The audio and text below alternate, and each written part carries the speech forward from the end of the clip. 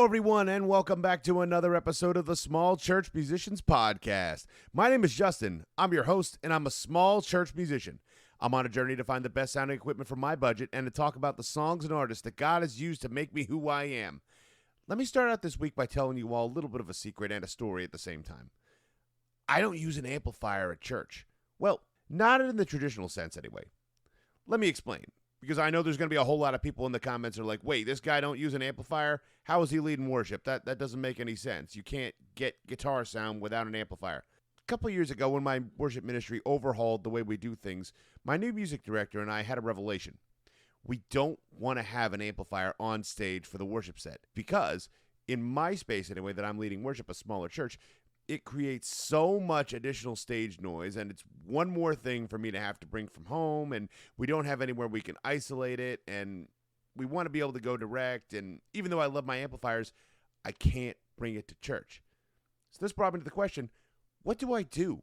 We have to adapt, and just a couple years ago, I've discovered there's been some amazing technological breakthroughs that have really helped remedy this problem, and that is the concept of the Amp Emulator. Today, we're going to take a look at the three that I have and how I use them in worship each and every week. But before we dive in, I just want to remind you all that if at any point you get anything out of this discussion or you enjoy anything that I have to say, it would mean the world to me if you consider subscribing or following for more episodes just like this. I publish new content each and every Tuesday and sometimes on Sunday afternoons. I'm trying to get this show to 100 listeners by the end of June, and if we can, I have a very special episode planned out, and I don't want to give it away until we hit that goal, and I can't do it without your help. My prayer, as always, is that God would use this show to be a resource for each and every worship leader who listens, and I can't grow this ministry without your help. So with all that said, please subscribe if you enjoy this, and let's get started. So let me start out our discussion with an explanation, because I'm sure there are some listeners out there who have never heard of an amp emulator before, and you absolutely deserve an explanation going into this discussion. Amp emulators take the idea of an amplifier and bring it into the form of a pedal, but not to the extent that a traditional multi-effects board does, where you can pick what amp you want and what effects you want. These are dedicated to just bringing the sound of the amp to your board. And they don't typically have additional effects added in, but some do. It depends on the maker. It's a bit difficult to explain, but basically, these pedals take the sound of some of the best amplifiers on the market and give as many people as possible access to them. That being said, they go all out with what kind of speaker cabinets that the amp is wired with and what kind of microphone that the original amp was recorded with and so many other amazing variables that you have control over, and they sound so good. I'll have a link to a few videos to give you a more detailed explanation than I possibly can, because some of the stuff is really over my head, but I can tell you, I for one absolutely love this idea. Like I said in the intro, my music director and I didn't like having additional stage sound and how loud I would have to set my amp to fill the space of the room, and this was just one more thing to bring from home, and in my search to find a way to nullify that problem, Amp Emulators turned out to be the solution. So now we've established an understanding of just what these things are. We're going to take a look at a couple different models, and I'm going to give you just a brief rundown of some specs, the price tag, and just couple of my favorites. I'm not going to get super detailed, and I'm planning on doing additional episodes where I'm going to give you a full-blown deep dive into each individual pedal. For now, this is a general overview just to give you an understanding of what you might be looking at if you're considering purchasing one for yourself. These pedals are made by some fantastic companies, including Universal Audio, Walrus Audio, and of course Strymon. So you get some great quality from some very reputable companies that you know you can count on making good stuff. If you've been listening to the show for a while, every time I do a gear review, I record everything through my Universal Audio Dream 65, which is designed to sound like a Fender 65 Deluxe Reverb, or I'll record through my Universal Audio Ruby 63 Top Boost amplifier, which is designed to sound just like a Vox AC30. Fun fact, the AC30 is my dream amplifier, and I'll tell you, I've used both of these pedals extensively, and I plan on doing a full review and demo of each one down the line. But today, again, we're just taking an overview of just what these are. That being said, I will tell you the MSRP of each of the pedals that I personally own. For example, the Universal Audio Dream 65 Reverb comes in at $399 new, and wow, that's expensive. But I bought mine on the used market for about $295, so almost $100 cheaper. And I bought my Ruby 63, which also comes in at nearly $400 new for $300. But again, you can generally find deals on these on the used market, which I have to specify again.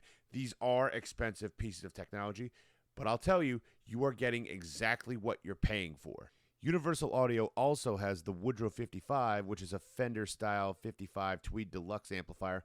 And just this year, they released the Lion, which is designed to sound just like a Marshall-style amplifier, and it's high on my list for upcoming reviews and discussions. I've had nothing but good experiences with Universal Audio, and I'm hoping that if the same quality that I've experienced extends to the Lion, it's going to be great, and I'm super excited to try it out for myself. My favorite thing about these particular emulators is that you can create and save presets of the amplifiers, speakers, and microphones that you like and save them directly to the pedal and access them with an iPad or other tablet or smart technology, in addition to the multitude of artist presets that are also saved to the pedals. There's even a bunch of Lincoln Brewster presets, which sound amazing, and I'm not going to be demoing here because, oh my gosh, they sound so good. But that's a whole nother discussion. There will be a deep dive episode on the Ruby and the Dream at some point, and I can't wait to do it. But I just wanted to let you know that they are there. So these kind of act like mini multi-effects boards while only being amplifiers at the same time. It's a really interesting thing to consider. I should point out, though, for you all that there is a bit of a learning curve when it comes to each and every one of these pedals. They each have their own set of controls, and things are a little bit different from pedal to pedal, so it is worth reading the manual, and I did it. I'm so glad I did, because now I understand a whole lot about these, and I think I've gotten them just where I want them in terms of sound. Another emulator that I've had a lot of success with is actually the first one I ever owned, the Strymon Iridium. What I like most about the Iridium is how versatile it is. It can emulate either a Vox or a Fender or a Marshall style amp with so many different speaker cabinet options, and you can switch between them at will. So if you can only run one, I highly recommend the Iridium. Even though I love how good the Universal Audio style pedals sound, they only do one at a time. You can't switch between a Marshall or a Fender or a Vox. The Iridium does. So it's a space saver. You don't have to have multiple on your board at one time. And this is a one pedal do it all kind of thing. And I really do love this. I should also point out that the Iridium also comes in at $399 new, but you can get them for a lot lower at about $275 in the used market, which is a great price and about what I paid for mine 2 years ago. The thing about all these pedals is that they all allow for stereo input and output. Now, I don't use stereo output myself, but for some people this can be a make or break feature when they're considering buying a piece of gear. The other thing that I love about the Iridium over Universal Audio style pedals is that the Iridium comes with a headphone jack. So I can use my regular guitar rig and just play silently and not bother anybody, and it's a great feature. And as we'll see in the next couple pedals I'm going to talk about here, more and more companies are implementing this as a feature, and I think some of the bigger companies should really strive to do this as well. So these last few emulators I'm going to talk about, I haven't had any experience with myself, but I feel they deserve to be mentioned because there's some great options available for everybody. First being the Walrus Audio Mako ACS1, which, again, I haven't experimented with, but I've heard very, very good things about, and I've seen is on a lot of people's pedal boards. And it's comparable in price to Universal Audio and Strymon models at about $399 new and $250 on the used market. So if you're looking at buying one used, it's a great budgetary option. And I know for a fact Walrus Audio always makes outstanding product, and it's just definitely one worth considering. Up next, I want to talk briefly about the Boss IR2, and this thing is a brand new model that's just come out this year. Like all Boss pedals, it's built like a tank, and this thing has so many different amp and cabinet features, and it comes in at $200 new, so it's a great price. It's also the smallest of all the amp emulators that I've seen, and from all the videos I've watched on it, I'm very impressed, and I definitely want to try one out for myself, especially for this kind of a price point. It seems like great value for everybody. Speaking of great value, I'd be completely remiss if I didn't talk about the TC Electronic AmpWorks series. These include the JIMS 45, which is designed to sound like a Marshall-style amplifier, the DC30, which is designed to sound like an AC30, and the Combo Deluxe, which is based on the Deluxe 65 Reverb. They're basically the budgetary versions of the Universal Audio models, which are all designed to sound like the amps I've just spoken about. These all come in at $149 new, and they all feature headphone jacks. They don't have any of the artist presets or anything like that. They're very, very simple, but they sound awesome, again, based on the videos I've seen and the reviews I've read about them, so you don't need to spend a whole lot of money to get the sound that you want. And part of this show's goal is to show you that there are options and solutions available at any price point that you're looking at. So now that we've established what these things are and what companies make them, let's talk about making use of one in worship. Because these are simultaneously pedals and amplifiers, it's as simple as putting them onto your pedal board like you would any other pedal and turning it on with a 9-volt power supply. But one point that I've seen debated a lot is where in the signal chain do these things go? And I don't have a definitive answer because there is no right answer. I typically put mine towards the end of the chain, exactly where I put an actual amplifier, but I've also seen some people put them in the middle of their chain after the drive effects and before the delay and reverb, the wet effects as they're called. So it can vary depending on what your opinion is and what kind of sound you're looking for. The biggest thing to note with any of these is that the best thing to do is run them directly into your front of house system or a flat speaker, because each of these amp/pedals have their own individual EQ controls. So you can sculpt and create the exact sound that you're looking for. I personally run my amp emulators directly into the PA system and set them how I like them before our front of house person modifies the sound for the live stream. These are incredibly useful pieces of technology that can really help you creating the sound that you want for worship.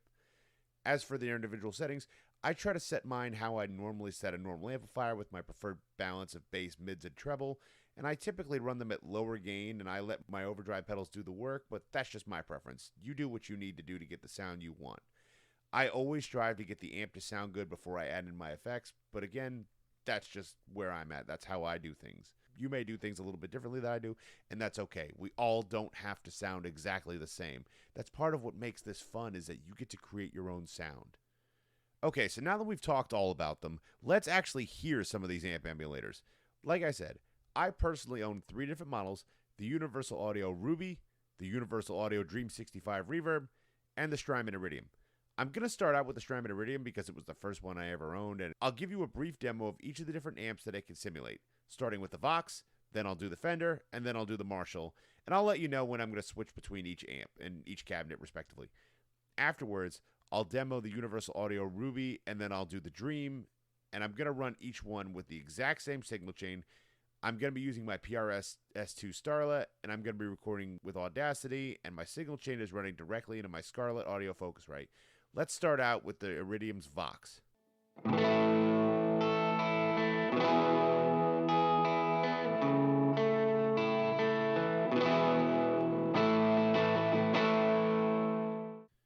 Next, let's move on to the Iridium's take on a Fender-style amplifier.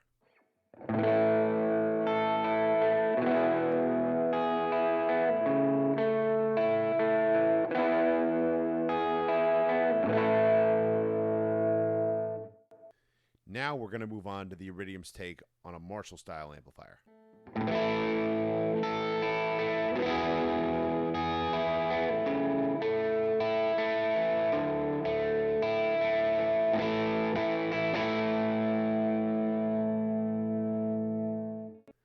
Wow. So as you can hear, the Iridium has so much to offer, and it's at a great price, especially on the used market. I really do love that I can switch through the amps as I need to, depending on the setting and depending on the song, and it's just a great pedal to have. And if you're looking for a one-pedal do-it-all kind of thing, this is definitely your option. Now let's move on to the Universal Audio Ruby. This thing sounds so good. It's such a convincing take on a traditional Vox-style amplifier. I'm not going to get into all the different technical specs and everything that this thing has to offer, all the microphone placements, all the speaker cabinet options, because there's just so many for me to cover in one episode, and I want to give this a full episode on its own just to talk about all those different features. So for now, just take a listen to the Ruby and let me know what you think, because I love this amp so much.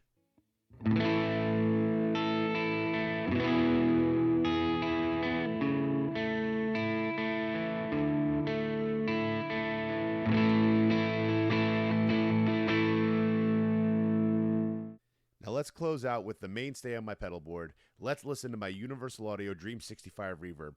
If you've listened to the show before, you've heard this thing, but it never gets old for me. This is a mainstay on my pedal board, and it just sounds awesome. Take a listen.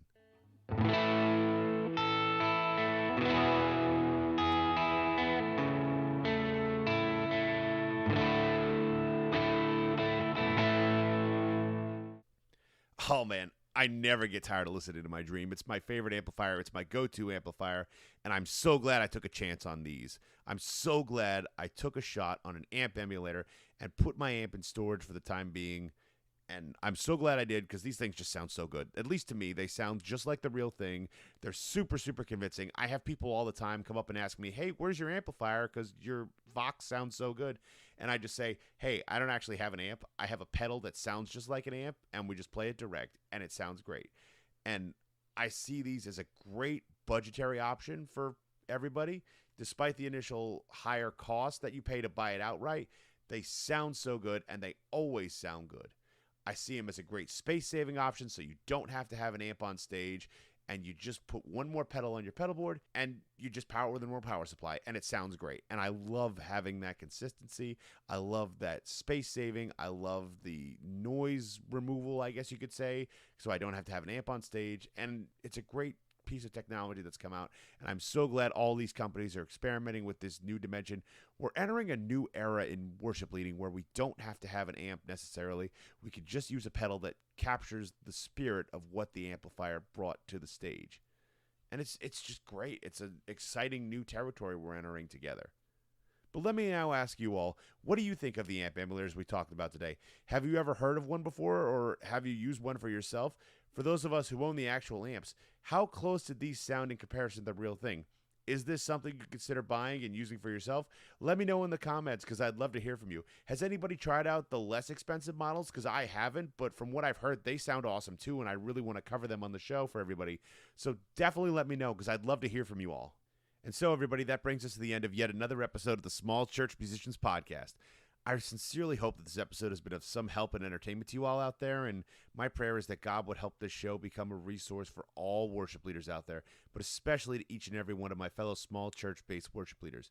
You can all help me out by following the show on Spotify, on Facebook, on X, Instagram, and leaving us a review, because it really does help me out. And if you're watching on YouTube, to like, share, and subscribe if you enjoyed this episode at any point and you want to hear more from me. I'd love to see this show reach 100 listeners by the end of June, and if we can, I have a very special episode planned out that I'd love to make happen, but I can only do it with your help and with God's guidance. As always, everybody, remember, even though we're all working through a unique and individual set of circumstances, you need to know that you are not alone. God has called each and every one of us to lead his people in worship, and that's an awesome and humbling responsibility, but please know that you have resources, you have friends, and you have allies on this road that you've been called to walk. Until next time, everybody, I've been Justin, and I'm a small church musician, and I'll see you next time. Have a great week.